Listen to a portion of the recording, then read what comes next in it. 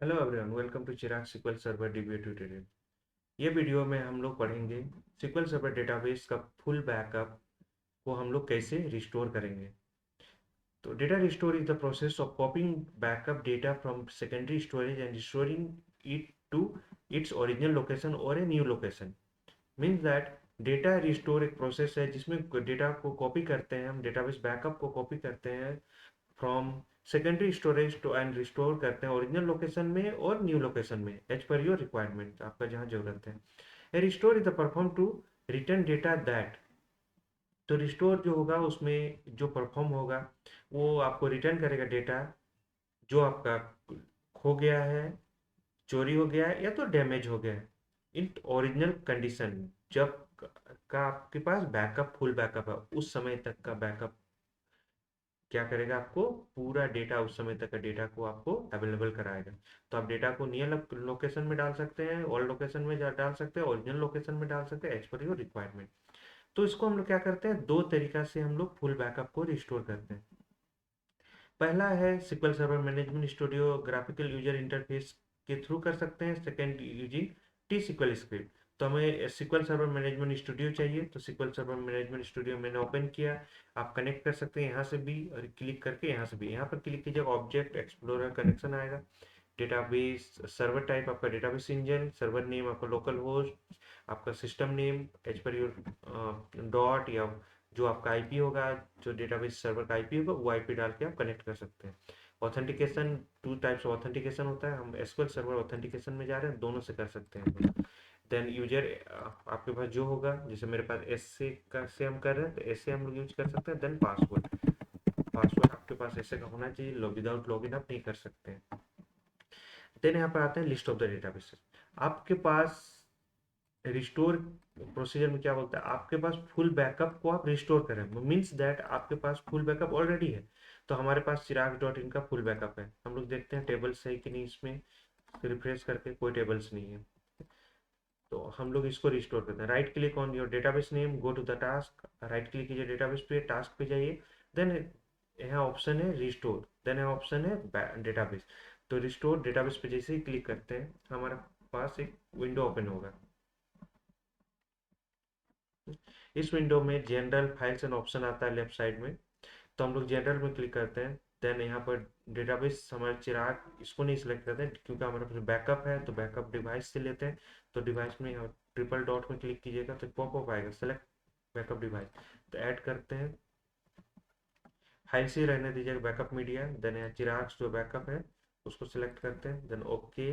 आपका backup path आपको पता होगा, उसी बैकअप पाथ में जहाँ ओरिजिनल पाथ होगा उस पाथ को हम लोग यहाँ सिलेक्ट करते हैं। बैकअप का एक्सटेंशन BAK होता है, या तो एक्सटेंशन नहीं भी होगा तो कोई दिक्कत नहीं, लेकिन बैकअप आपका प्रॉपर होना चाहिए। देन ओके क्लिक करते हैं। हम लोग सबसे पहले इसको वेरीफाई करते हैं। तो ये मेरा डेट चिराग हुआ, और डेस्टिनेशन कहाँ है वो आपको यहाँ बताएगा। देन आपका बैकअप कब का है, क्या बैकअप है, इसका डिटेल्स यहाँ पर आपको मिल जाएगा।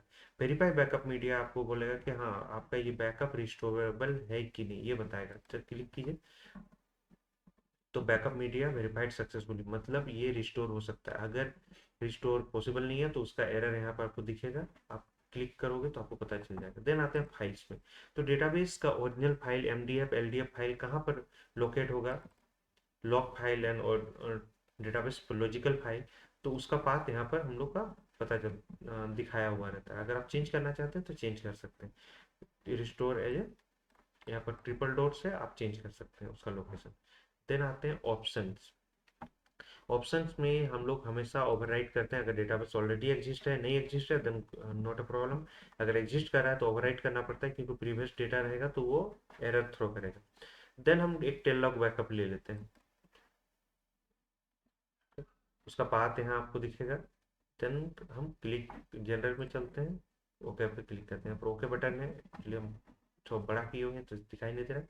यहाँ पर ओके बटन है, और ओके बटन पे क्लिक करने पर ये हमारा रिस्टोर हो गया, रिस्टोर सक्सेसफुली। अब आपका डेटाबेस में आइए, यहाँ पर रिफ्रेश करते हैं तो हमारा एक टेबल, जो टेबल मेरा शुरू से था डेटाबेस, किसी रीजन से मेरा टेबल डिलीट हो गया था, कुछ भी हो गया था, जो प्रीवियस बैकअप में मेरा था वो मेरा रिस्टोर हो गया।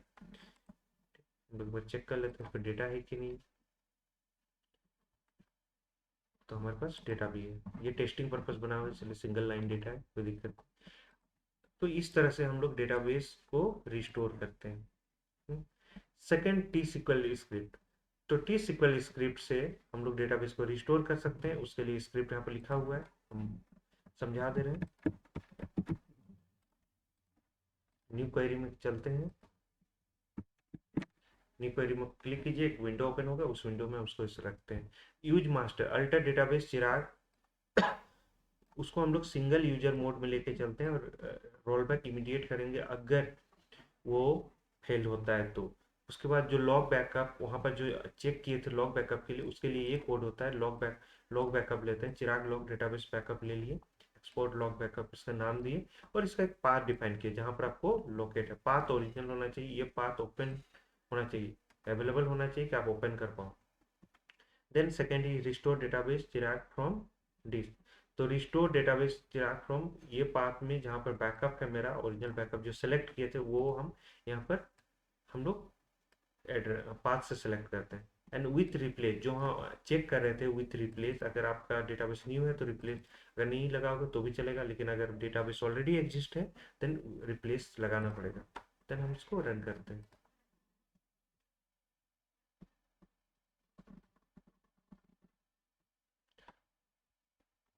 तो यहाँ पर देखिए सक्सेसफुली, कोई एरर नहीं है, कोई रेड लाइन नहीं है, डेटाबेस सक्सेसफुली बता दिए। तो इसी तरह से हम लोग डेटाबेस को कैसे रिस्टोर करते हैं ये हम लोग पढ़े। सबसे आसान तरीका है एसक्यूएल सर्वर मैनेजमेंट स्टूडियो के थ्रू डेटाबेस को बैकअप को रिस्टोर करते हैं आपका सिस्टम में। मान लीजिए कोई आपको डेटाबेस बैकअप दिया और आपके सिस्टम में रिस्टोर करना है, तो इस प्रोसीजर को हम लोग यूज करते हैं। तो दो तरीका से हम लोग कर सकते हैं, तो ये चीज़ हम लोग इसमें सीखा। Hope this will help. Thank you for watching.